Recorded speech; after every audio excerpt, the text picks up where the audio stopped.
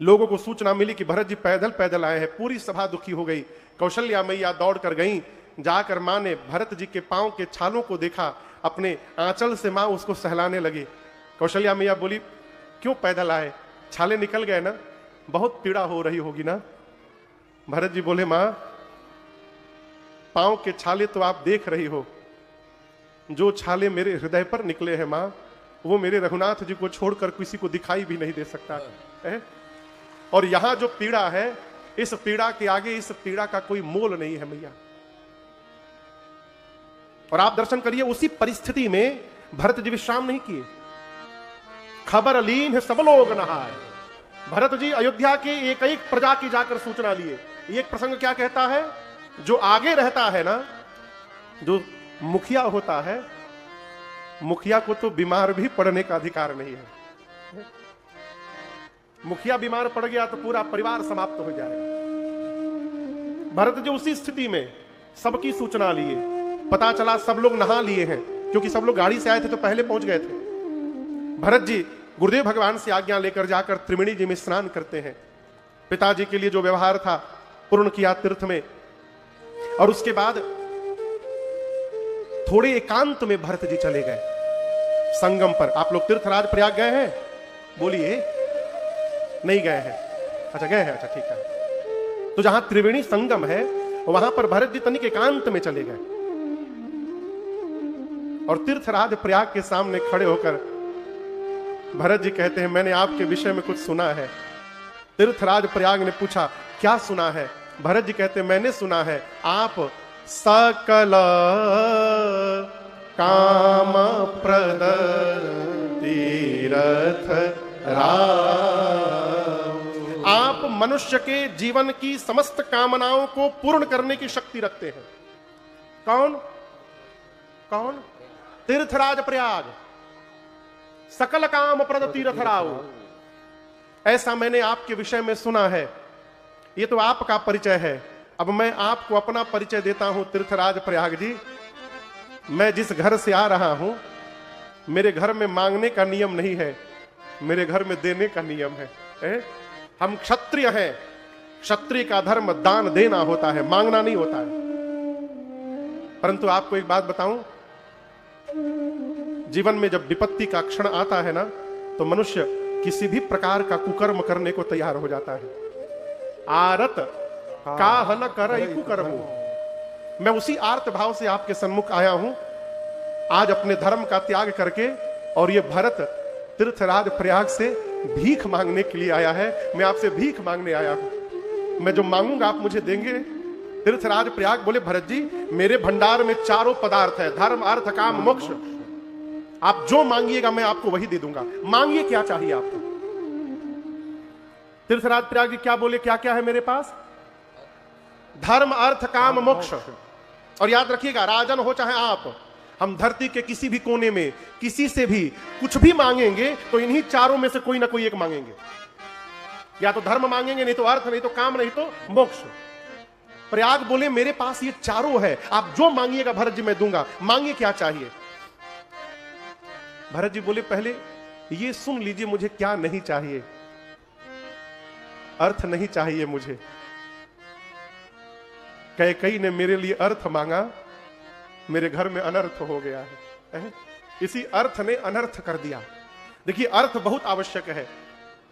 हम और आप जिस युग में जी रहे हैं, इस युग का नाम है अर्थ प्रधान युग।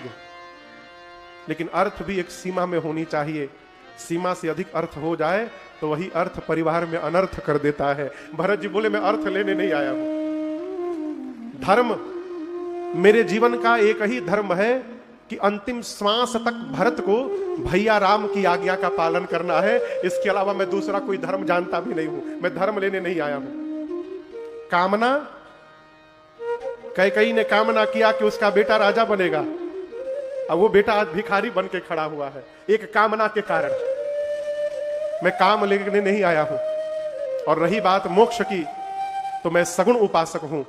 सगुण भगवान की उपासना करने वाला मोक्ष की कल्पना भी नहीं करता है। इसलिए हे तीर्थराज प्रयाग, न मैं आपसे अर्थ लेने आया हूं, न धर्म लेने आया हूं, न काम चाहिए, न मोक्ष चाहिए। तीर्थराज प्रयाग सोचे, जो मेरे पास है भरत जी को वो चाहिए ही नहीं, तो अब ये जो मांगेंगे मैं दूंगा कहां से? अब मैं कैसे दूंगा? भरत जी से पूछे प्रयाग फिर आपको चाहिए क्या? भरत जी बोले मैं जब जब धरती पर जन्म लूं एक ही आशीर्वाद दीजिए, मेरे भैया राम के चरणों में मेरा प्रेम दिन रात बढ़ता जाए, इसके अलावा हमें और कुछ नहीं चाहिए, केवल प्रेम चाहिए। जन्म जन्म रति राम पद केवल यह वरदान, इसके अलावा न आन, केवल एक वरदान चाहिए। आप दर्शन करिए, भरत जी हम लोगों की दृष्टि में चित्रकूट क्या करने जा रहे हैं? आप बोलिए। हाँ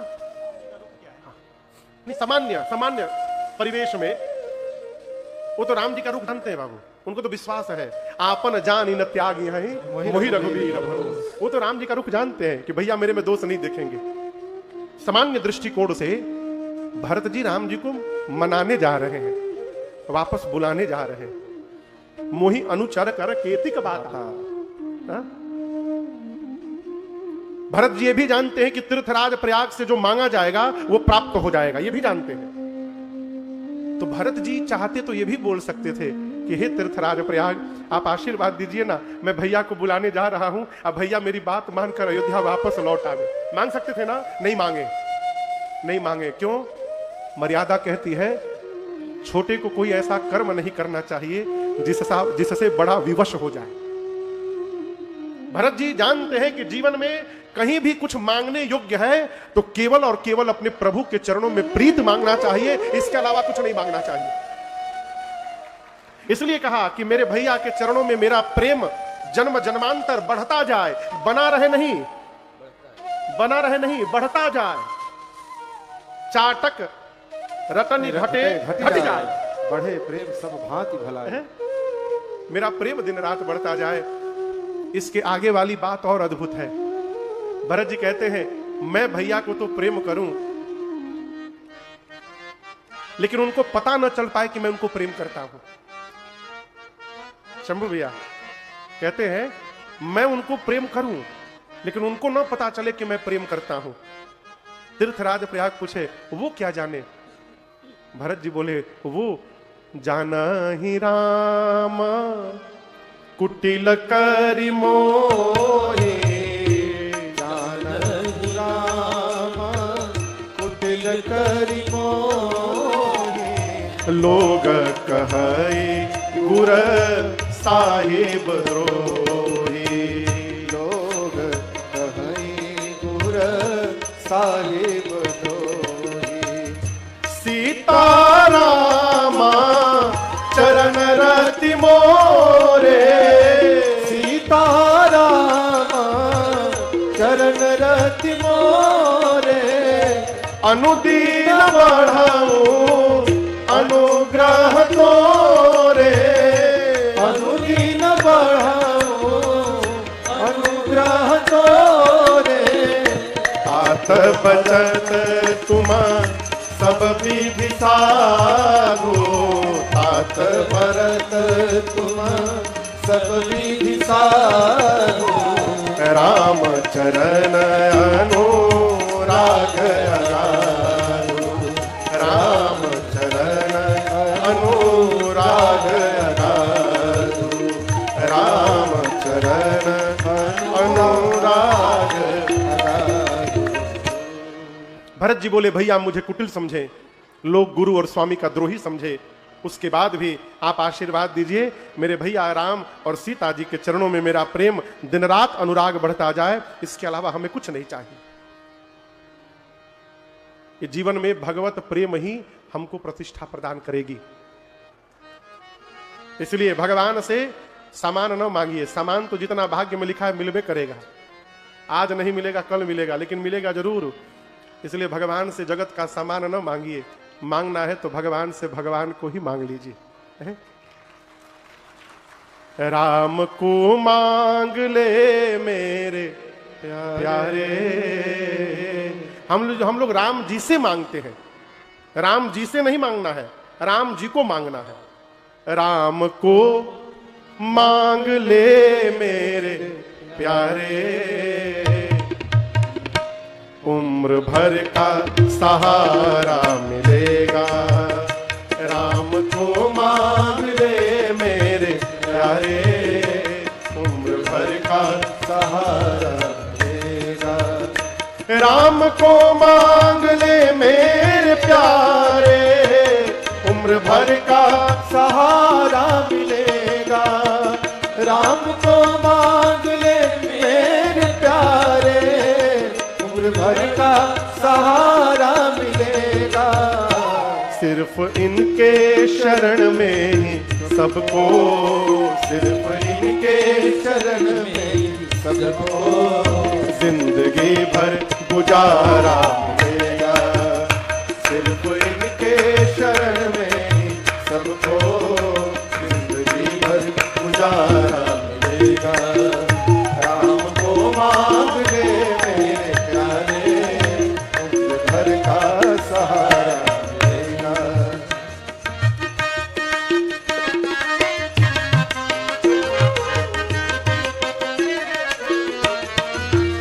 कितना दो हाथों से ले सकेगा, देने वाले की है लाख बाहें।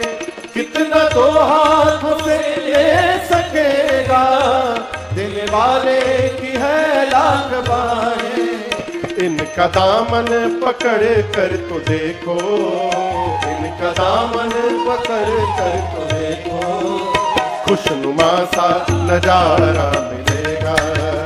इनका दामन पकड़ कर तो देखो, खुशनुमा सा नजारा मिलेगा।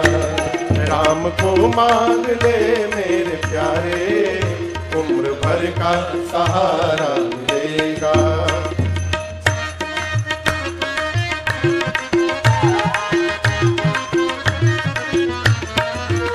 खुद को तन्हा समझता है क्यों तू, जर्रे जर्रे में है ये समाया।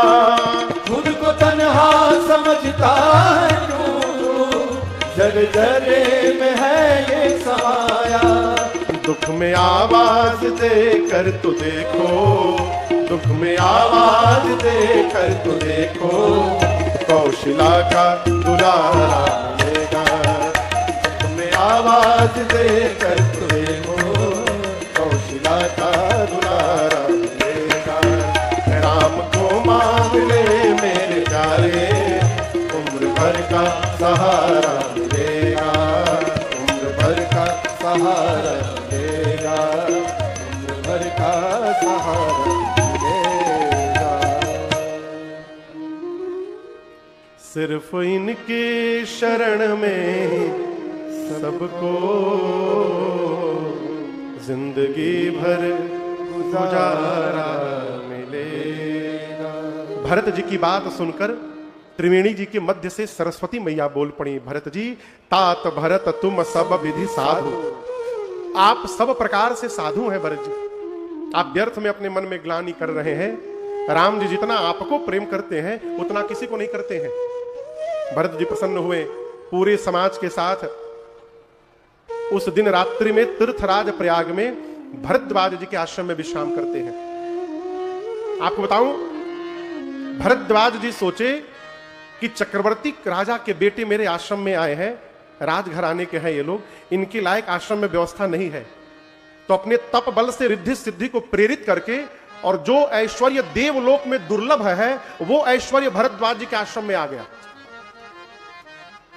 चारों तरफ ऐश्वर्य ही ऐश्वर्य बन गया।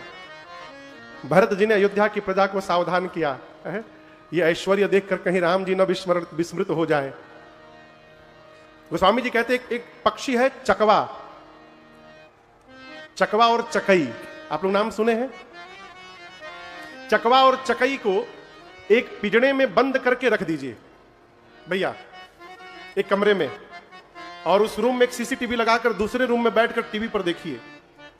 आप देखेंगे पूरी रात बीत जाती है, पिंजड़े के अंदर रहने के बाद भी चकवा चकई, चकवा उत्तर मुंह करके बैठा रहता है और चकई दक्षिण मुख करके बैठती है, दोनों एक दूसरे को देखते तक नहीं है। गोस्वामी जी कहते हैं भरत जी का मन आज चकवा हो गया है, और ये जो ऐश्वर्य है ये चकई है। भरद्वाज जी का आश्रम ही पिंजरा है। जिस प्रकार चकवा चकई एक दूसरे को नहीं देखते, उसी ऐश्वर्य में रहने के बाद भी भरत जी ने उस ऐश्वर्य की ओर देखा तक नहीं और पूरी रात राम सिया का कीर्तन करते रह गए। सवेरा भैया भरद्वाज जी से विदा लेकर के भरत भैया पूरे समाज के साथ चले। आपको